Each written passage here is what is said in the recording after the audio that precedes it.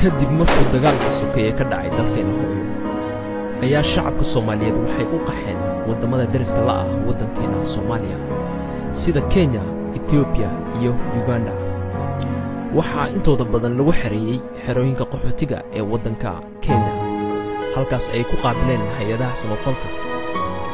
waxay qaarkood nasiib u yeesheen inay helaan waxa loo yaqaano sponsorka taasoo Soomaali badan u dhib yaraysay inay soo galaan wadamada qurbaha sida Mareykanka, Canada iyo Ingiriiska. haddaan eegno wadanka Mareykanka ayaa waxaa lagu qiyaasay inay ku nool yihiin 100,000 oo Soomaali ah. wadankan oo ka mid ah wadamada adduunka ugu horumarsan ayaa ummadda Soomaaliyeed aad u soo dhaweeyay. waxayna ummadda Soomaaliyeed ka heleen nabadgelyo iyo fursado aysan ku haysan dhulkoodii hooyo. hase ahaatee waxay sidoo kale kala kulmeen dhibaatooyin aad u fara badan taasoo ay keentay imaanshaha ay imaadeen wadan cusub oo ay kala kulmeen dhaqamo cusub oo koodahooda ka duwan. waxaa dhacday inay Soomaali badan kala kulmeen wadanka Mareykanka dhibaatooyin fara badan qaarkoodna ayba naftooda ku waayeen. dhibaatada koowaad ee haysata shacabka Soomaaliyeed ayaa waxay tahay xagga sharciga. sharciyada wadankan ayaa aad uga duwan sharciyadii wadankeena Soomaaliya. waxyaabo badan oo caadi ka ahaa xaggaas ayaa wadankan ka ah mamnuuc. waxa ugu horeysay oo aan dadka ka wareystay ayaa waxay ahayd arinka iska horimaadka familiga. kadib markii aan maqlay in rag badan loo taxaabay xabsi markii ay isku dayeen inay canaantaan amaba qaarkoodba isku dayeen inay wax ku dhuftaan xaasaskooda taasina ay wadanka Mareykanka ka tahay dambi weyn. waxaan dadka weydiiyey waxa keenay inay iska horimaadaan familiyada. aniga sida ila tahay waxa keenay furiinka badan iyo isqabashada ka dhacaysa wadankan Mareykanka. waxa keenay dhaqankayagii hore ma ahayn in ragga iyo gabdhuhu isla shaqeeyaan ma uusan ahayn. wuxuu ahaa dhaqankayagu gabdhaha gurigay joogi jireen, reerkooda haysan jireen, ilmahay hayn jireen, ragguna waa u soo shaqayn jiray. wuxuu u soo qaban jiray wixii tasiilaada oo loo baahan yahay soo qaban jiray. dhaqankayagu sidaas oo ahaa, diintayaduna sidaasay ahayd oo ku fiicnay. meeshaan waxaa dhacday marka in markii aroosku dhaco gabadhuna shaqo tagto wiilkuna shaqo tago. haddii labadii qof waliba subaxii shaqo aaday, dhibaatada waxa keenaya qof walba habeenkii asagoo daalan buu imaanayaa. wax guriga uga dambeeya male, wax maaragtay raashin u karinaya male, kuug ma jiro. labadii qof tabcaanha isu imaanaysa. hadday isu yimaadaanna meeshaas waxaa ka imaan kara in maaragtay la isku dhacaa ka imaan karta. midda labaad waxa weeye gabadhu waxay doonaysaa reerka mas'uuliyadiisa in uu ninku qaado oo guriga kiradiisa bixiyo oo ilaahay idankiisa wixii loo baahan yahay uu bixiyo. gabadhuna ay maaragtay hooyadeed iyo aabbaheed waxay rabtay ama waxay dhigata waxeed. marka dhaqanka caynkaas ahaa meeshii soo galay in la iska hor yimaadaana meesha waa geli kartaa. marka haddii labadii qof isla shaqayso waxaa fiican in la sheergareeyo oo wixii maaragtay qof waliba uu xisaabtiisa la yimaado la xisaabtamo. ilmihiina la wada haysto maaragtay gabadhu hadday beledka aadayso ninku markiisa hayo ama iyadu markay meel aadayso uu hayo iyaduna markeeda hayso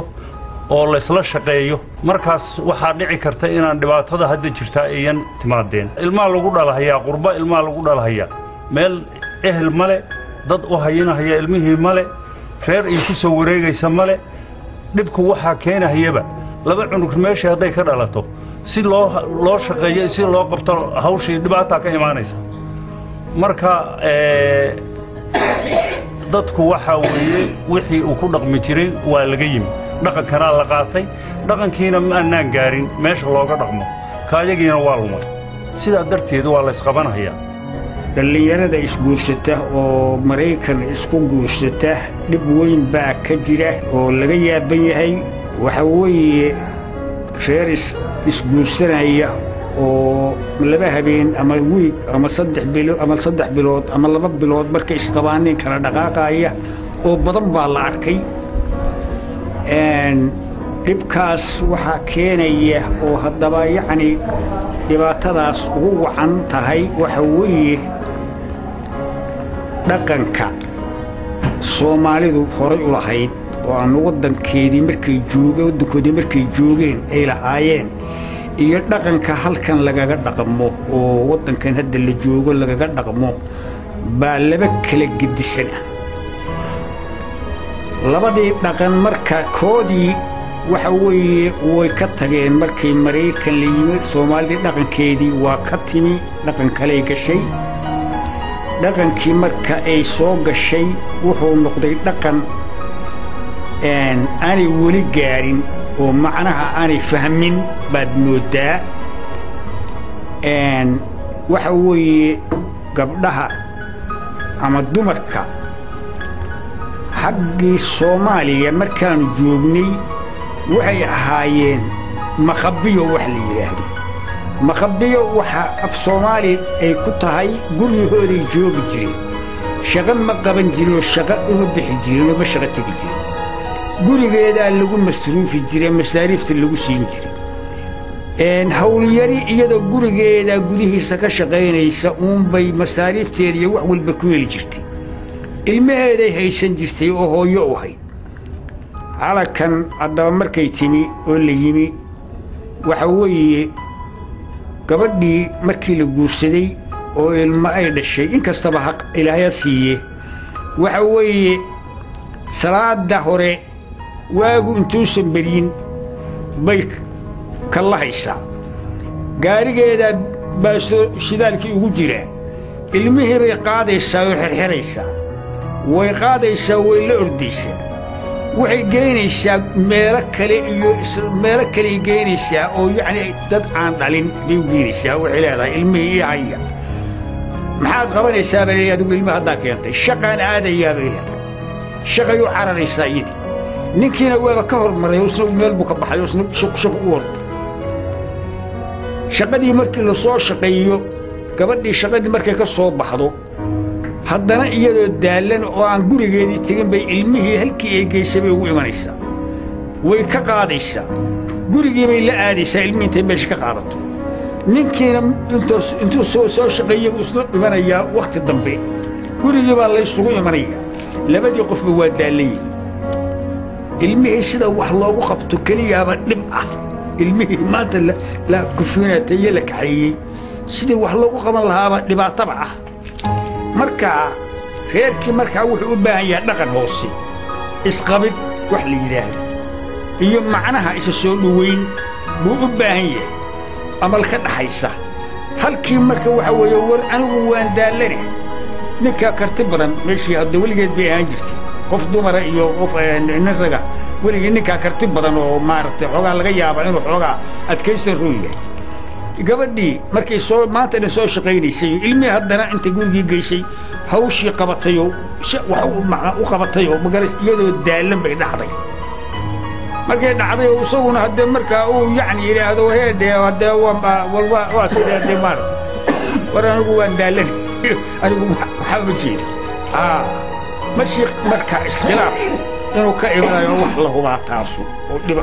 ودب كإمرأة معناها أو كل كاس يكينيسو دب كجرة أو لمرايو هو حق الشقة لقصو مرايو أو قبل أني هلي نسش أني هلي كو وحكى توجره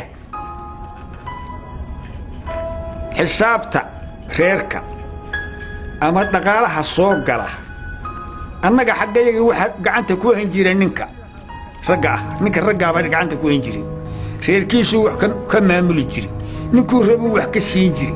يعني ما قرنا يسوق وقتنا يسوق وكيل وكودنا يسينجري هل كان وحوي يمرك الله بدنا على الصوق قال وقبلنا دقالة صوص صار تنكر دقالة صوص صار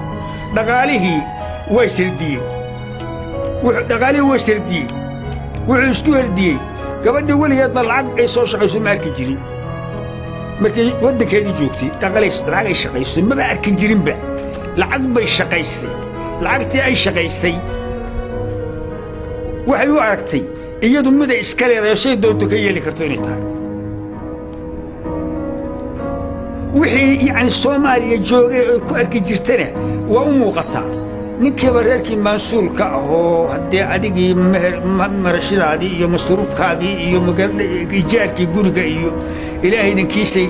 maaragtay wixii reerka adigu xigta ahoo uu leeyahay waxa loo diraayo iyo waxaas oo dhan ninkiibaa ku shuqullabay iyadu niyad qabtaa wixii ay iyadu soo shaqaysa markaa waxay rabtaa inay iyadu ku faakaysato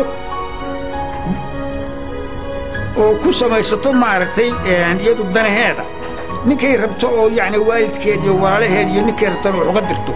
iyaduna aan lagu faragelin halkaasna waxa ka dhacay isku horimaad baa ka dhacay dhaqanka marka meeshaan yaal baa wuxuu yahay lagu saleeyey haddii la isguursanayo gabadhu waa inay qayb bixisaa qarashka baxaya ninkuna qayb inuu bixiyaa waa sharciga lagaga isticmaalo wey gabadha waa inay qayb bixisaa gurigii wax la dhigayey qarashkii baxayey ninkiina qayb bixiyaa waxaa kaloo lagu saleeyey waa in macnaha wax walba ay noqdaan sheekh oo maaragtay qofna uusan gooni wax u lahaa soo ma garan dhibaatooyinka ay noocaasoo kaleeta ah markaa waxay keentay dhibaato iska horimaada bay keentay waa laysku gafay markaa xisaabtan baa dhacay waa markaa gafgaf baa meesha ka imanaya xaqiiqadii waxa weeye haddii odayaasha hadda halkan jooga maba guursadaan anigu horta waa qabaa mid yar waa qabaayo waxay jirtaa hadda waddankiiba ay jirtaa afrika ay jirtaa waa labaan qabaayo halkaasay jiraan ma keenaayo maxaa yeele dhibka yaa halkan baan ogahay ma keenaayo mid yaroo hadda aan curan weli waa ku qabaa aniga afrika kowdhe ma keenaayo maxaa yeelay waxa weeye isha caallo lalmataan ku qaybsadaa anigu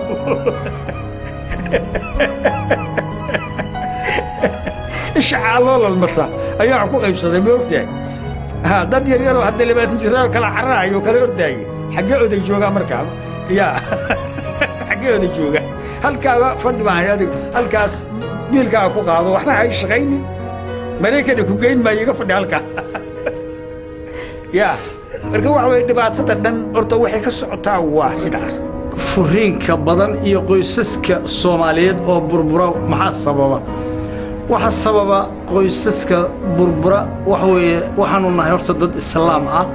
ilaahay subxaanahu wa ta'ala koonkan marka uu sameeyay wax la abuuray waxa ugu horeeyay oo aadamiga kamid ah nabiyullaahi aadam baa la abuuray xawa ayaa la abuuray halkaas ayaa aswaajku ka bilowday aswaajku halka markuu ka bilowday ilaahay maqsad buu ugu talagalay oo maqsadkaas baa ilaahay u sameeyay intaas oo markii la soo socdo silsilada la soo socday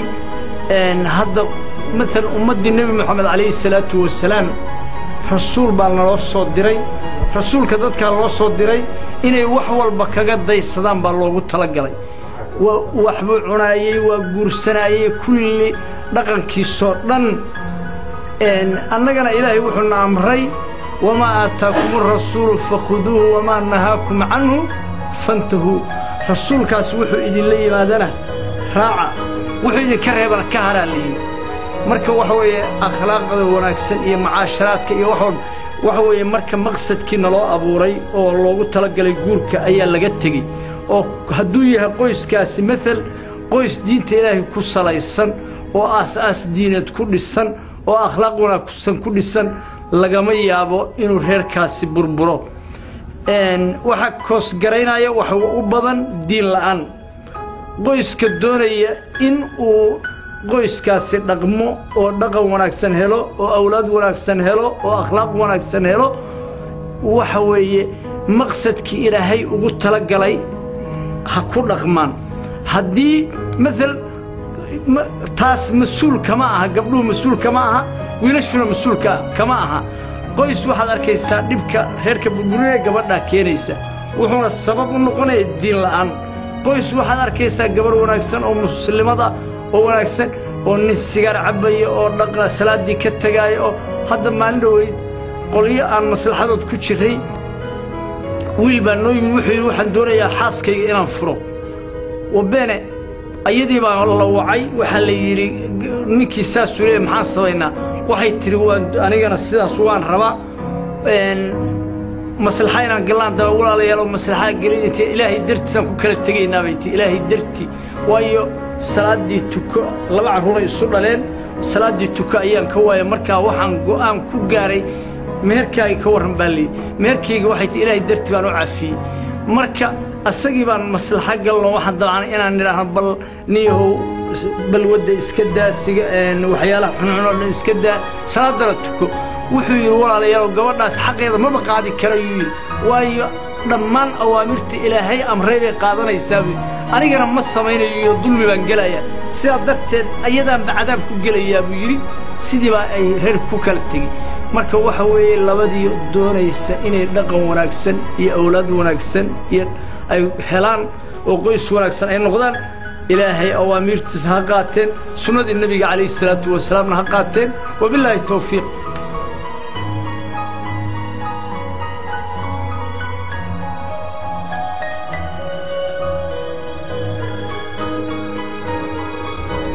ra'yiga aad weydiisana wuxuu ahaa maxaa keena guurka imaadka dadku iska hor yimaado oo wadankan marka loo soo baxo dibadda okay aniga ra'yiyadayda waxay ila tahay inay keento xagga wixii la isku qabi jiray iyo waxa halkan la isku qabaa inay kala duwan tahay taasoo ah lacagta Mareykanka ee halka lagu helo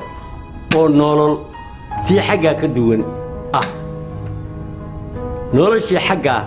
dan kaliya oo yar oo la isku filan yahay oo la isku haysto oo wax kaaga muuqanaya aanay jirin wax kale aad ka dooratay aanay ku muuqanayn bay ahayd tanna waxa ku hor socda hawo aan xagga kugu gali jirin oo halkan kaaga muuqatay sida la isaga hor yimaada waa sida aniga halkan xaaskayga waan ku furay muddo dhowr bilood ama 8 ama 7 meelahaas markaa wada joognay waxay tiri anigu dhiikar baan qabaa kashiin kari mayno qaylo ma rabo cidladeeya saraadaya allaha du'a leeyahay inaan kala dhaqaaji sidii baan adilis afiyayba warqadeeda ku siiyay laakiin anigu waan jeclaa inaan haysto oo is haysano oo ilmaha iyaga nabada dugsadaan haddana wax dhibi ma jiraan sidii baanu si dugsanaynaa waxtay isuba doonano inta iskala tagin dee arrintu wayga sidaa bismillaahi raxmaani raxiim maxaa furitaanka farada badan keenay markii Ameerika la yimid marka su'aalahaas oo anagu aan u arkayo in hal meel ahayn ay aad u fara badan yihiin markii aan aniga maskaxdeeda waxa sida aan u arkaa aan ka jawaabo waxa waaye balorta 3 meelood bay ku imaanaysaa in markii meeshaan la yimid isbedelka yimid dadku ay ku kala tagaan saddexdaas waxa ka u horeeyay mid ugu horeysa waxa waaye guurkii Soomaaliya iyo guurka kan waxay ku kala duwan yihiin qofka Soomaaliya jooga gabadhu ninka nolosheeda iyo guur iyo mustaqbalkeeda waxay arkaysaa inay guursato oo ilmo ka dhasho oo ay nolosheedana ku asturnaato markii ay inta timid arinta iyada way isbedeshay waxa ka soo haray boqolkii 30 baa ka soo haray 70kii maslaxadii guurka ay ka rabtay way intay ka heshay waayo noloshii iyo dhaqaalihii iyo wixii ay rabtay oo kale sideeday u hereysaa marka waxa kaliya in ay shahwo iyo ilmo ay hesho rabitaankeedu waxa ay ku koobnaan kartaa 70kii kaleeto waxay ahayd wax maslaxadeeda oo ay awal u arkaysay in ayadu ay nolosheeda iyo waxeeda ay ku xiran yihiin ninka oo isbedel baa dhacay nolosheedii way isbedeshay wixii ayaga ahaa ilmihii iyo shahwadii waxay ku kooban tahay haddii la fiiriyo la qiyaaso 30 bay noqonaysaa intii kaleeto oo dhan noloshii sideeday u heraysaa marka taas waxay keenaysaa in markii ay halkaan timid oo guurkii noloshii ay ka reebay jirtay ay mataqaanaa sideeday u herayso oo ninkaas waxa ay ka herayso oo kaleeto aynan jirin waxaa ka muuqanaya in qofkii iska hor imaado yimaado midda kale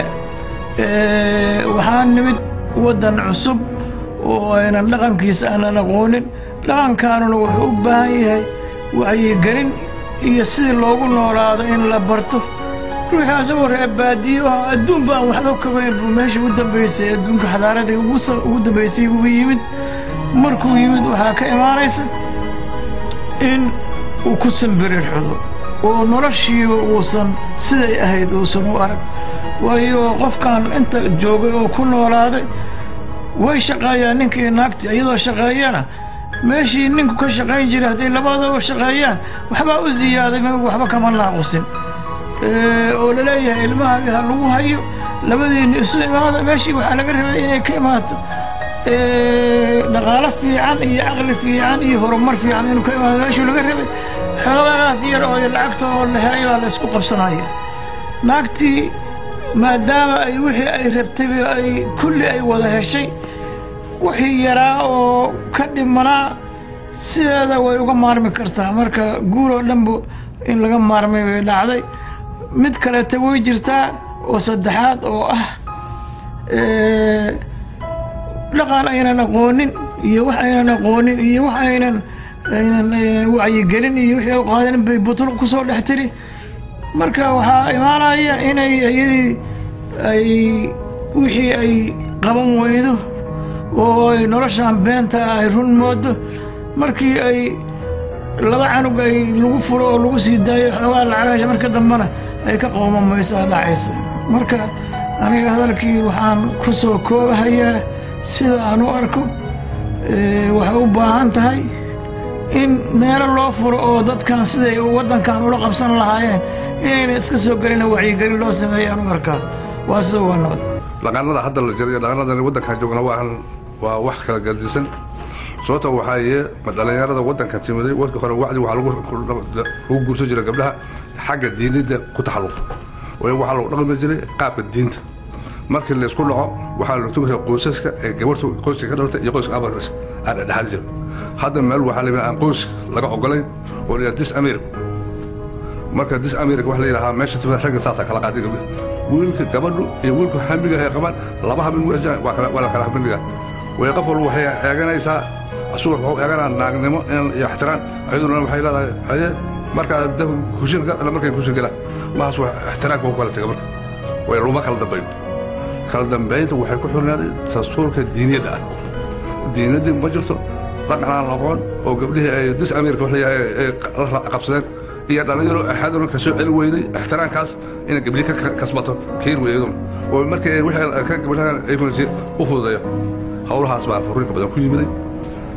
Soomaaliya inta qurbada joogta amba America joogto amba Yurub joogto waa wada qabaan waa waxay wada caam waxaad Soomaaliya ay ka soo kameysana oo ka ilaa aan wacdi loo noqdo waddankoodii loo noqdo inta ka soo guur iyo fasaad waa sii badanay marka waxaan leeyahay aan ku soo kiibsado ilaahay hana caayisho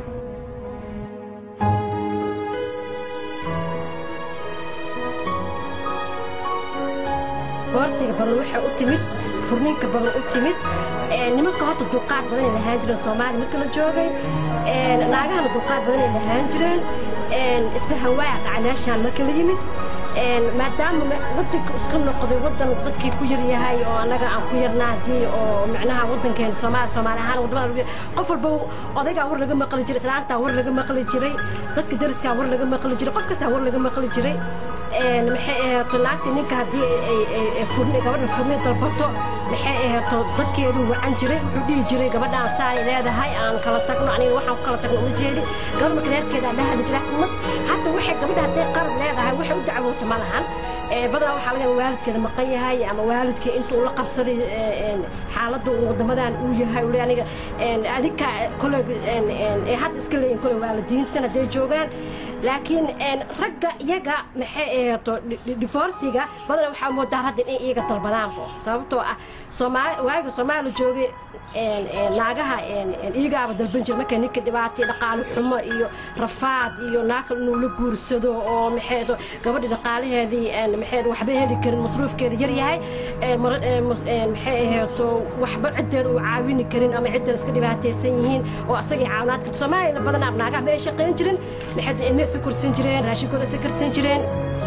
maxay ahayd marka sasa marka inaagaha ee duqaadka Soomaaliya u lahayd laakiin inta markay imaadeen nimankii maxay ahayd qaar waxa iska dadamcaynay waxooda iska aruursanay naagtay dhahaan meeshaan waxa la dhahaa isdabir iyo maxay aniga wixii waa iska dhaqaalaysa waxaas kale marka naagta ilmi kaligeeda ku noqotay ninkii maxay badanaa waxa laga yaabaa inuu meelaha shaayga fadhiisto inuu waxyaalahaas iska cuncuno maxay ahayd qaar maxay ahayd Soomaaliya iska baad qaarna Yurub iska aad dalxiis marka naagta sasa furniinka u keenaysa laakiin Soomaali waaga la joogo qof walba duqaad u lahaay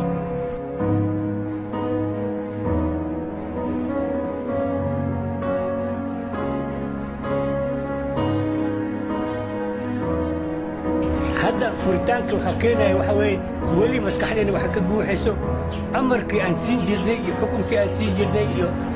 xaaskeyga waay iyo naagteeda waay hadda waa laga baxay dhibaatada marka taas ayaa keenayso kuma baahno adaa u baahan marka waxa loo baahan yahay inuu aanu nidaamkii cusbay ee dalkan ka jiray inaan raacno oo ah inaan dhigaysano dumarkeeni إن عند مركني إن مقلنا دلين عاين حمايين تاجسين عذاب وحوى نفس القبل وحي أيوبا هذين أو يهلي كرايان إن أقول هذا إن وحول لو سهل أنت مركا بحاجة نتفاوض في إدقالك إلى باتل الجروح وين تاسوي أنا قاعد وحي إلى التحي guurka dhibaatadu ka timid marka hore waxa u sabab ah ayadoo on loo bislaan guurka ayaa si sahal guurka loo sameeyaa horta marka hore waxa ila wanaagsan in guurka marka hore loo bislaado walaa nin walaa naag in guurka loo bislaado xaq dhaqaale iyo xaq maskaxeed in guurka loo bislaado sidaas ayuu horta marka hore ku istaagi karaa sidaas aan horta anigu qabaa marka labaad oo burburka keenayana waxa jira sidii hadda wariyuhu uga soo hadlay ayaan ku raacsanahay taasoo ah waxa jiri jiray markii hore haweenku dhaqaale ma aysan haysan ragga ayaa maanta hoggaanka hayay dhaqaalahana yani ismaqalkana wuxuu ku xiran yahay xagga dhaqaalaha hadba qofkii dhaqaalahaya ayaa quwad sare haysto oo ayaa sareeya marka maadaama haweenka ay dhaqaale heleen oo wadankiina laga yimid wadan kale oo sharci kale loo yimid haddii aan ismaqalno ayaa meesha taala raggiina wuxuu weli ku dhagan yahay aniga maqal meeshiina haddee inay iyadu ka dhaqaale badan tahay ayaa dhici karta marka sidaasaa marka sidaas marka ku burburaya oo ismaqal la'aan keenaysa iyo awal way iska dul qaadan jirtay gabadhu haddii laga gardaran yahay way dul qaadan jirtay hadday ka wax walba way dul qaadan jirtay naag kale la guursan jiray saddex afar la guursan jiray wixii oo dhan hadda ma dhacaysa halkan marka يعني halkan mar haddii la joogo sharciga dalkan u yaala ayay jecel yihiin inay fuliyaan oo waxay rabaan inay booliska la tagaan ay rabaan inay wax walba booliskaas isticmaalaan ay rabaan waxay jecel yihiin inay yiraahaan annagu Amerika joognaa marka haddii la yiraahdo xaal hal la keeno xaalka aniga waa ila badan in xaal si degdeg lagu helayo aniga ilaa marbalanka jira waxa waaye dadkii wada socday ama wada noolaay familka ahay ee xiro qaxooti meel walba markay soo wada maraan markii ay wadanka yimaadaan ayaa waxa la isku dagaalayaa wax aan macno lahayn oo ah lacagna waa la helaa laakiin guurka waxa taroon familka inuu dhaqmo oo dhismo gabdhihii Soomaaliyeed waxay ka fikirayaan jeegga cunugaas lagu siinayo oo ninka laga soo qaadayo ma fiirinayso mustaqbalka dambe waayo maadaama ay aabihii ay xumaysay ilmihiina meel cidla ay uga dhaqaaqayaan marka waxaan leeyahay gabdhaha Soomaaliyeed wixii aan naqaanay iyo dhaqankii aan naqaanay waa inaan dib ugu laabanaa oo waxaan aan iska dhaafnaa oo ilaahay dartiis u toobad keennaa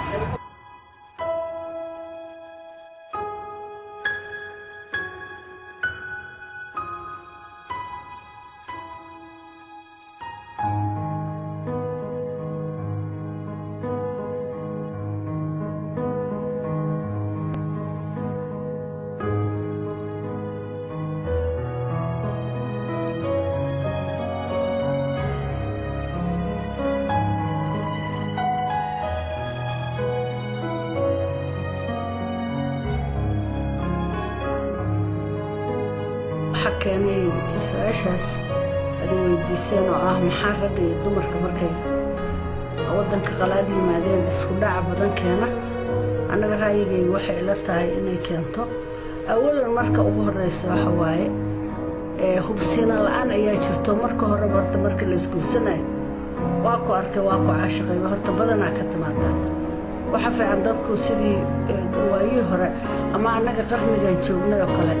inay isbartaan dadku wada sheekaysto oo qof kasta la ogaado in la duuleeyahay taaniyana waxa waaye dabadda markii loo soo baxay wayba ka sii dartayo waxa weeye waxa la qabsan dhaqamo aan lahayn qabdhiyo ma garanaysaa wadamadan markii yimaadeen ragii ma garanaysaa waxaan doonayaa sidii adduunkan looga dhaqmayo oo dhaqankoodii hiddoodii iyo dhaqankoodiiba ka tegay anaga sidaas ay ila tahay ma garatay ilaahayna waxaan ka baryaynaa inuu dadkan uu soo hanuuniyo oo tusiyo dhaqankoodii hiddoodii iyo dhaqankooda iyo diintooda inuu maarta ku dhaqmaa